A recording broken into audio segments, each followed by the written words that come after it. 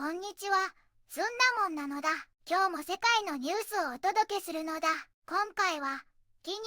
アのニュースを紹介するのだ。今日紹介するニュースは次の5つなのだ。どんな国なのか、一緒に見ていくのだ。西アフリカに位置する魅力的な国、ギニアを紹介するのだ。大西洋に面したこの国の首都は、活気あふれる港湾都市コナクリなのだ。かつてフランスの植民地だったギニアは、現在、豊かな天然資源を生かした経済発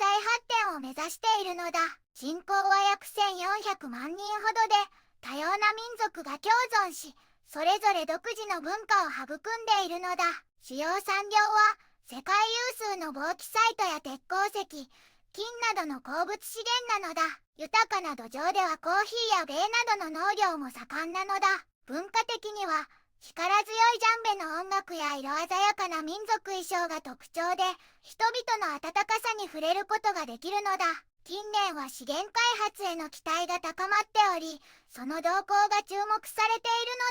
のだ。未知なる魅力に満ちたギニアのこれからの発展に注目なのだ。一つ目のニュースなのだ。ルブレカで薬物取締り、42人拘束、密売容疑者3人。という記事なのだ。ギニアのデュブレカ県で麻薬対策がとっても強化されたのだ。国家警察総局はグランドコナクリでの麻薬対策を続けているんだけど、7月8日火曜日にデュブレカ県で大規模な作戦を行ったのだ。この作戦はデュブレカ中央警察署や CMIS5 っていう部隊の支援を受けて、都市部の犯罪が多い地域をターゲットにしたのだ。その結果、なんと42人もの人が捕まったのだ。そのうち3人は麻薬の売人さんと見られているのだ。しかも、インド麻薬やハッシ、トラマドール、それにリズラっていう新しい危険な麻薬もたくさん押収されたのだ。捕まった人たちはリュブレカ中央警察署で詳しい捜査を受けることになっているのだ。警察はこれからも麻薬対策の作戦を続けていくって言っているのだ。警察はみんなにも警戒を強めて、不審な行動を見たら117番に通報してほしいって呼びかけているのだ。この番号は24時間いつでも無料で使えるのだよ。これは国内に広がる麻薬の被害を食い止めるためのとっても大きな戦略の一部なのだ。特に都市部の若者を麻薬から守るためのとっても大事な取り組みなのだ。二つ目のニュースなのだ。ギニア代表監督選考5人に絞る13人落選という記事なのだ。みんな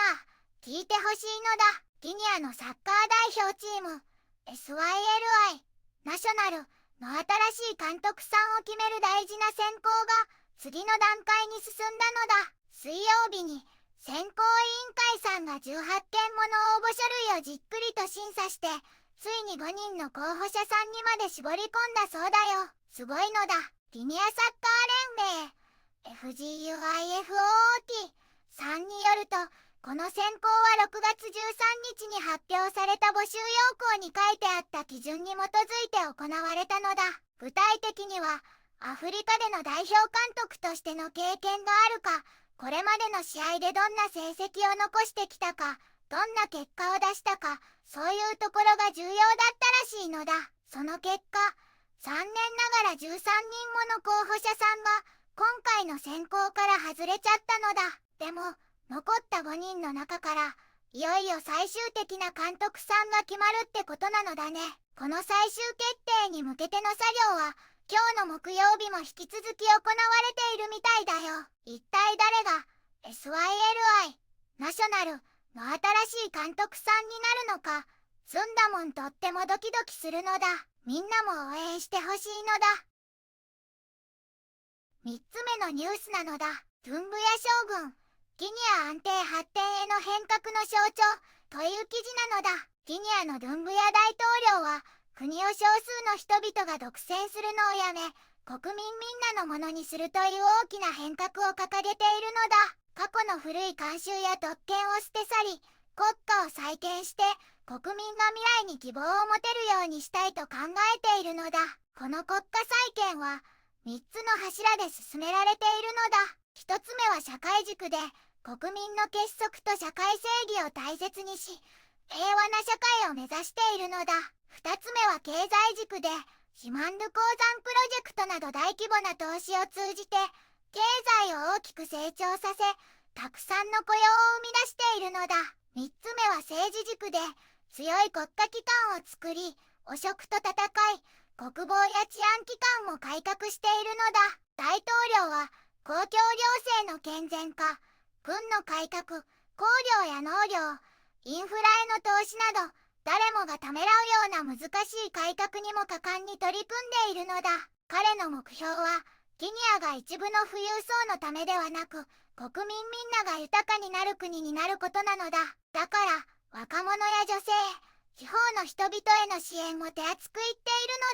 いるのだ。トゥンブヤ大統領は、口先だけでなく具体的な行動で示しているのだ。道路や病院、学校を建設したり、農業を支援したり、国の利益になる養鉱山協定を再交渉したりしているのだ。国民皆保険や手頃な社会住宅プログラムなど、画期的な社会改革も進めて、国民の尊厳と安心を取り戻そうとしているのだ。子どもたちの教育にも力を入れ、未来を担う人材育成にも投資しているのだ。もちろん、このような大きな改革には抵抗もあるけれど、ギニアの国民は、経済的独立と政治的、経済的自立、そして尊厳を取り戻すための新たな物語が始まっていることを感じ取っているのだ。トゥンブヤ大統領は、人々にこびることなく、強く公平で主権のあるギニアを築くために努力しているのだ。ギニアはもう過去には戻らないのだ。明確なビジョンと揺るぎない意志、そして力強いリーダーシップを持っているからなのだ。4つ目のニュースなのだ。ギニアで婚約する前に知るべきことという記事なのだ。ギニアでバカンス中に素敵な出会いがあったら、婚約についてちょっと知っておくといいのだ。ギニアでは婚約が法律でしっかり守られている、とっても大切なステップなのだ。ギニアの民法によると、婚約は男の子と女の子がお互いに結婚を約束する、ちゃんとした契約のことなのだ。この約束が有効になるには、いくつか条件があるのだ。例えば、2人とも18歳以上で、自分の意思で自由に同意できることが必要だし、家族の同意もとっても大切。それから、2人それぞれの家族の代表と、それぞれ2人の証人の前で約束するのがルールなのだ。でもね、婚約したからといって、必ず結婚しないといけないわけじゃないのだ。もし、婚約が不当な理由で破棄されちゃった場合は、損害賠償を請求できることもあるのだ。損害賠償を求めるには、婚約があった証拠と破棄の仕方に問題があったこと、それに物質的、精神的な損害があって、その損害が破棄と直接関係していることの4つの条件が必要になるのだ。それから、婚約中にもらったプレゼントやお金は、たとえ婚約が破棄されちゃっても、返したり保証したりしなくていいことになってるのだ。あと、もし婚約中に子供が生まれたら、相手の男の子は子供の生活費を払う義務があるのだ。ギニアの婚約は、ただの気持ちの約束じゃなくて、法律でしっかり決められているから、トラブルがあった時も安心なのだ。覚えておくといいのだ。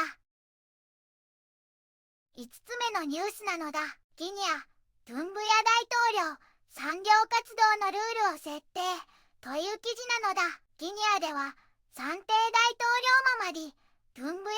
将軍が、産業活動に関する新しい規則を発表したのだ。この規則は、ギニア国内のすべての工場に適用される重要なも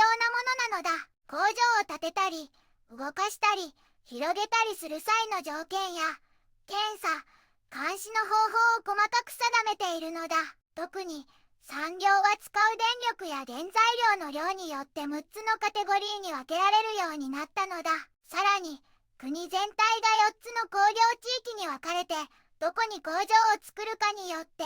手続きや費用が変わるのだ。新しい工場を作るときは、事前に産業省の許可が絶対に必要なのだ。そして、もし工場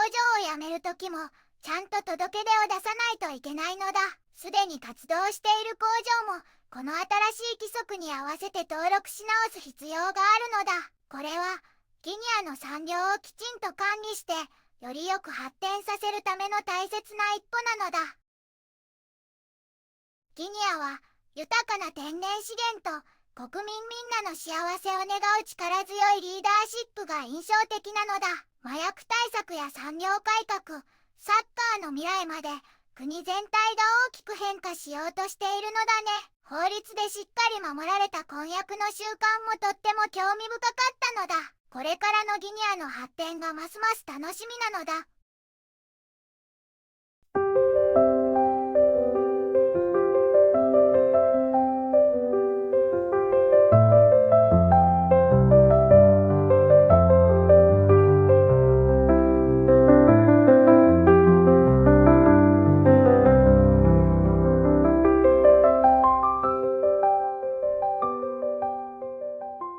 こんにちはなのだ。この番組では世界のあまり知られていない国や地域からちょっと不思議でちょっと感動するニュースをお届けするのだ。日本ではあまり話題にならないけど、世界には僕たちが知らないままの出来事や優しさや驚きに満ちた物語がたくさんあるのだよ。テレビでもネットでもあまり見かけないけれど本当はもっと伝えられるべき小さな世界の声、